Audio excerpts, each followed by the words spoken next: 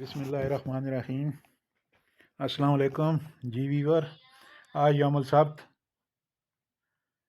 30 جولائی 2022 کی نئی اپڈیٹ کے ساتھ اماراتی وزیر داخلہ کے مطابق فجیرہ میں موسلا دھار بارش اور سیلابی ریلوں کے باعث ہلاک ہونے والے افراد کی تعداد 7 ہو گئی ہے۔ اس سے پہلے وزارت داخلہ کے شعبہ کے سربراہ بریگیڈیئر علی سالم نے کہا تھا کہ سیلاب میں ڈوبنے والے 6 افراد کی لاشیں ملی ہیں، جبکہ 7ویں کی تلاش جاری ہے۔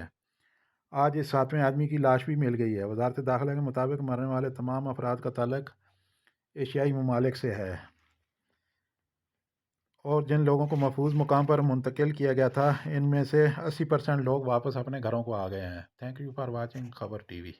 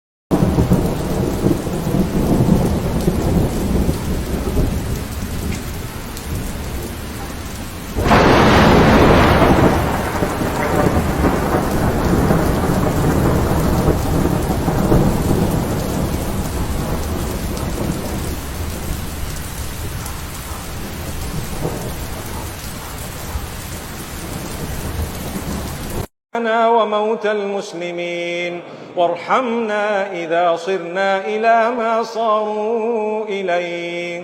اللهم انصر الإسلام والمسلمين. اللهم أعز الإسلام والمسلمين. اللهم آمنا